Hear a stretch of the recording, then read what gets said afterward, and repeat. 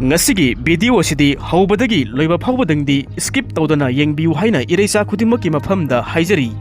Masigi maramdi ngasigi video asi yamna maru oi. Aikhoi khudimakna khangdraba yadraba topic amani. Masi maru oina haujik aikhoigi iramdam Manipur asida aina yadaba mawongda mitop kaya ama sangsilakpa masina maram oiraga iramdam masida demographic imbalance oirakpa masigi problem sing thokliba masigi sairak asida haujik India gi oina mikok thigani haiduna haujik kana langliba asida Manipur gi tongan ba mafam kaya amada no NRC no census haiba kholau kaya ama lauriba asigi matangni masigi maramda aikhoina khangdraba yadraba kaya ama yauri aduna ngasigi aigi video sida soikhiba lankhiba amadi sitanan thauba yaurabasu ngakpiu haina haijari haujik video asi haujarage India pumbagi oina sahi tara khudingi pangthokpa mikok masing thiba population census asi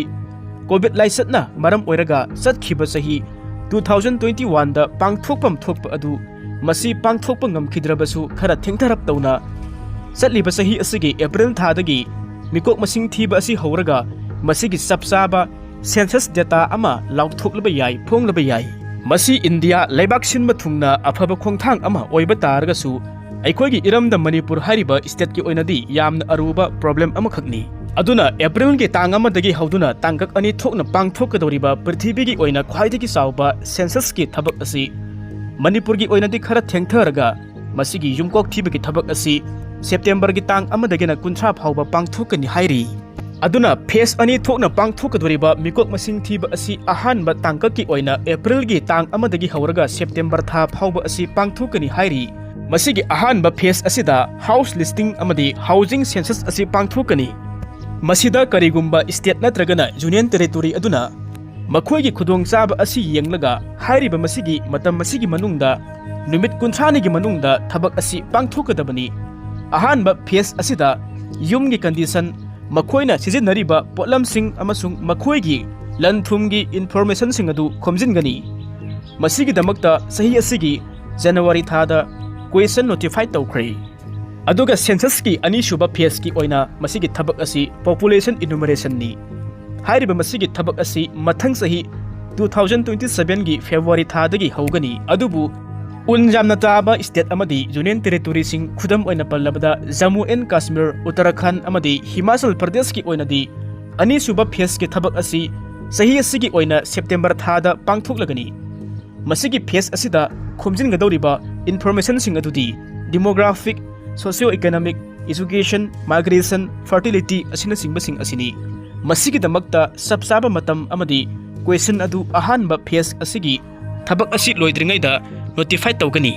India laibak asigi ahanba oina census ki thabak asi digital oina pangthokani self enumeration gi khudongchaba sisu phangangani self enumeration gi thabak asi April gi tang amadagina tang 15 phauba khudongchaba asi pigani aduga amana self enumeration asi yamna section ba web based facility amakhakni hairi masigi khuthangda kanagumba amana makhoigi information sing adu online da thagatpa yagani hairi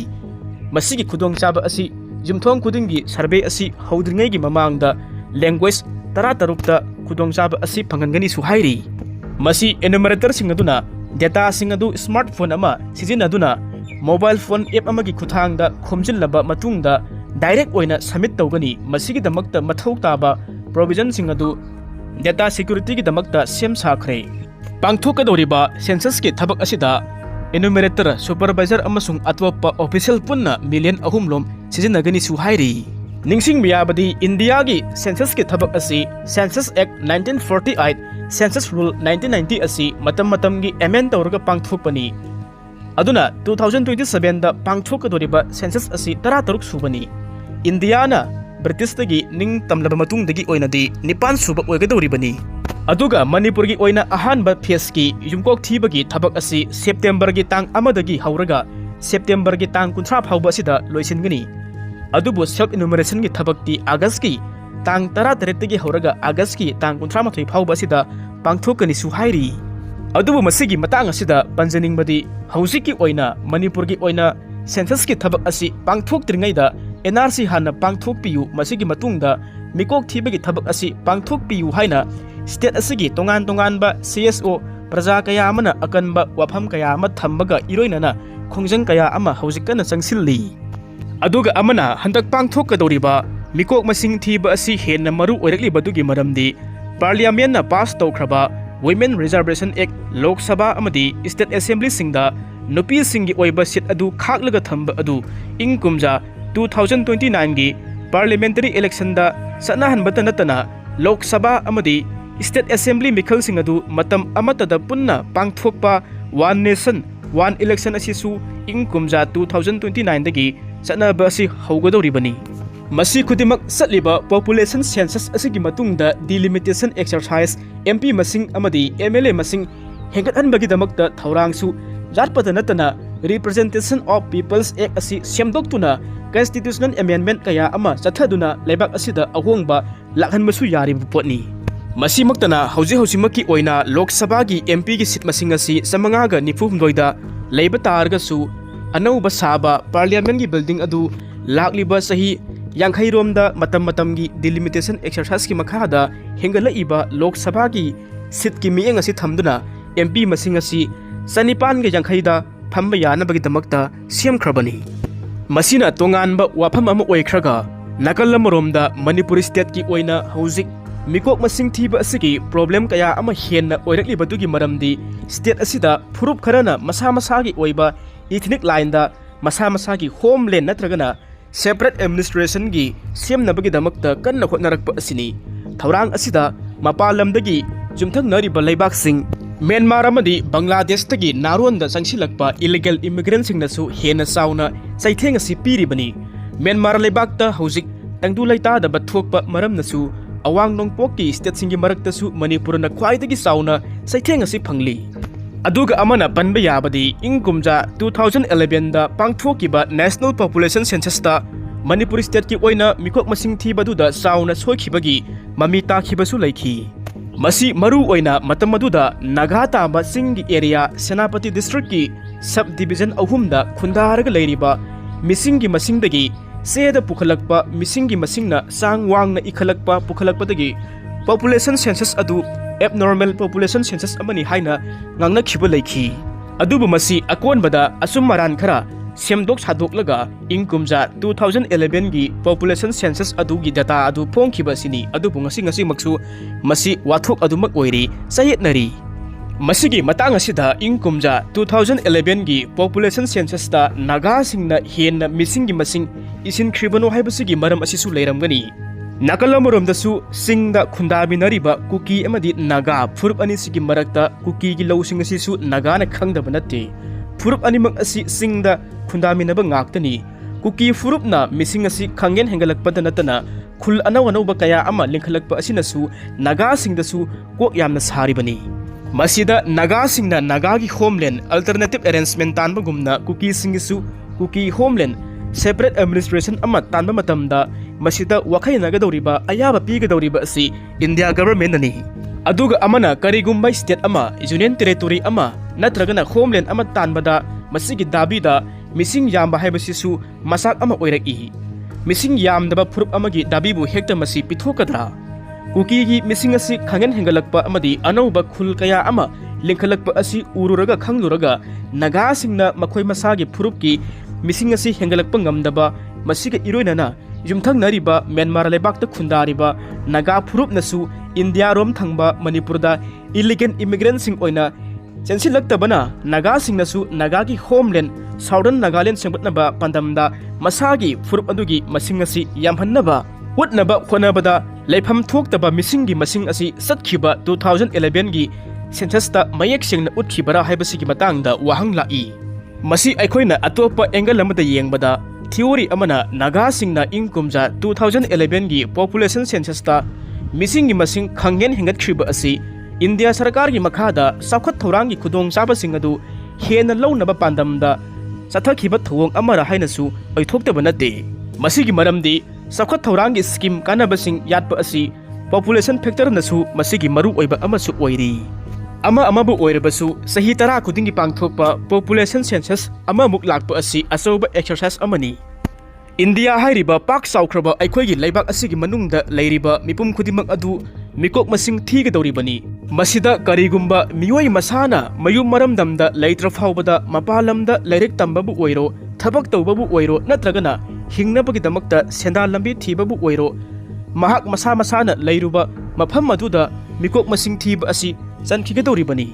population census haiba asida missinggi mikok masing thibada natana house listing census khullamada natragana laikai amada haibadi census block amada yum kaya leibage haibadusu masing thigedoribani masida yathoklaba census block amagi manungda leiba yum makhai adu masing thidotlaba matungda khangdotlaba matungda ani super round gi population census adu yumkok khudingi oina mikok masing asi thiba oina chathagadoribani aduna ngasi sahi asigi april gi tang amadagi haugadoriba pangthukadoriba population census asida wahang kunthraga mathoirom yauba imung khudingi masak singadu khomgatgadoribani masida wahang khudimak asi anamba format seba kakhal gi wahang utpa adugi makhada pakhum adu utgadoribani masida imung amagi mioi kaya utpa imung aduda leiriba mioi sing adugi maming sing hek pokpada ngairiba angang dagi hauraga sigadabadagi phamungda jatariba ahal phawbagi maming yauna ikhatpada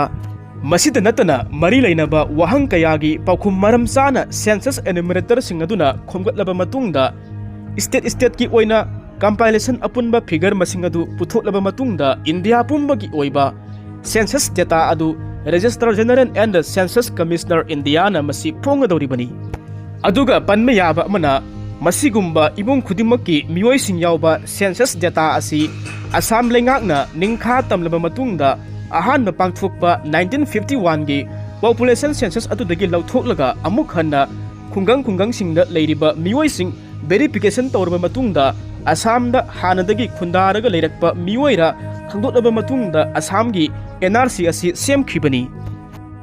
masidagini Assam accord ki makhada NRC updating tawrakhiba adu Manipur gi su NRC sembada ingkumja 1951 natragana 1961 da laikhiba population census ta imung khudingi mioi singi maming utpa census data natragana voter list adu changi masina NRC asi sembagi yufam adu oigadoribani aduna satliba pangthokadoriba mikok masing thiba population census ki data na yufam oiraga India pumbagi oina delimitation exercise haibadi Lok Sabha gi MP masing amasung state assembly singi MLA masing hengatpagi damakta masigi thabak sing asi paikhatkedoribani aduga amana karigumba delimitation asi pangthokpa taragadi state singi oiba population da satpana maram oiraga state amagi jati phurup amana henna kanaba khara mana mangjaba haibasidi adumak tagadoribani aduga masi karigumba missing da yumpham oiraga delimitation asi pangthokpa taragadi India gi leiriba south ki state sing asida irang lakkani masigi maramdi India government gi pautakta lebak asigi interest ta missing ningthina control tawba ngamnabagi damakta India gi south ki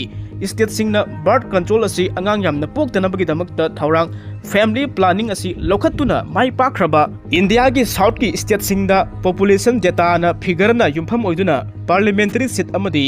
state assembly gi seat asi masing lepada masigi Cheitheng sing asi phanganba yaroi haiba asini masigi matangda hena thamoi sokpa oihengadoriba dudi family planning angang pokpagi control tahodaba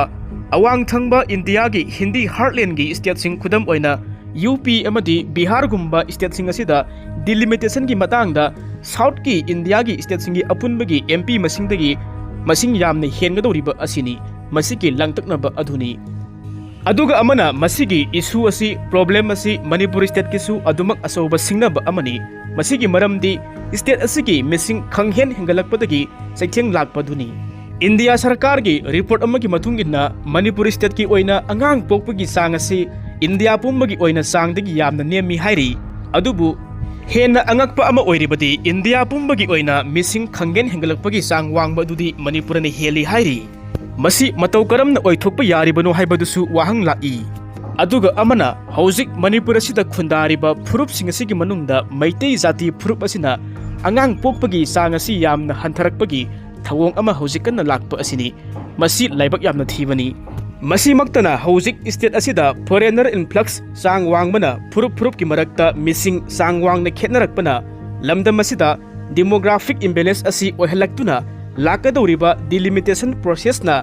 kuki taba chingi area da kuki MLA masing asi hengatuna Maitai amasung Naga Purupta Maitai MLA amadi Naga MLA gi masing asi hantarakpa yabagi oithokpa lei Haujik lepa leitana sangchilakliba sin kuki illegal immigrant singi masing asi tharaga state asida kuki singi apunba missing asi lakh tararomgi maya asi oiramlagani haina su panai Makhoigi oinadi masing asi hantarakpa yabagi oithokpa amata leite helakadoba khaktani masigi maram haiba taragadi makhoina voter list ibabu oiro mikok masing thibabu oiro lamit tumit khangmana hena kanaba purakpa ngammi haiduna kuki taba area da kuki singi employee naga taba area da naga singi employee amadi pangal taba area da pangal singi employee singa si thajin bana magi phurup ki oiba saktam masi hengatna bagi damakta honarakpa asini maitai taba area da mafam da maitai thajin badi yangshin mana hen mana summiga laliga mari tawnaba kaya ama adum thoi aduga amana Haujik Maitai amadi kuki anigi marakta leiriba sahi ahum pharakadoriba lanasi loisille haiba yadri Maitai singna kuki singi area da sangba yadri maramaduna masigi lanasi gi manungda kuki taba area da mafamda kuki employee singa sina thajinduna mikok masinga si thiba taragadi pangthokpa taragadi kuki da henna maton thokpa haibadu oigadoribani Ing 2021 dagi Myanmar da thokliba irang asina maram oiraga Manipur asida sensilakhiba sin kuki kaya amana ngasidi anau ba khul kaya ama tasilakpa asini aduna ngasidi Manipur gi apunba assembly kendra humpu asigi manungda singi assembly kendra ama oiriba Surachanpur esina voter lising humpu manga gi maya amadi Saikot esina voter lising humpu mari gi maya asi yauduna khwaidagi voter wangba assembly kendra sing oirakpa asini Aduna haujik Manipur asigi asuk luraba masigi tanja asida state laingaki thaudang asi atuki matik chawi lamdam asida political party gi khenaba amata thamdana CSO kaya ama yauna India laingaki lusingma singadugi manakong asi yauna batana ba ngantana India gi south ki state kaya mana lankhiba gumna lamdam asigi lusing purel sing asina makhoi khudimakna laufam chu thoi Aduga amaromda Manipur da haujik tholiba irang asi Myanmar dagi sangsilakpa illegal immigrant singna thohanbani haibasisu India lengakna mayak singna khanglibani Aduna amaromda haiba taragadi government na masak khangdriba khul lising amagi mayada leire hairiba asi population census asida yahonphamchu thokte Aduga masimak natrabasu ingkumja 2001 amadi 2011 gi population census ta laikhiba Tampak amasung singi lamda laikhiba cover tawkhiba khul adu khaki oina lakadoriba mikok masing thiba asida yauhanba asina problem kaya asi kohanmada sauna mateng asi pangani haina khalli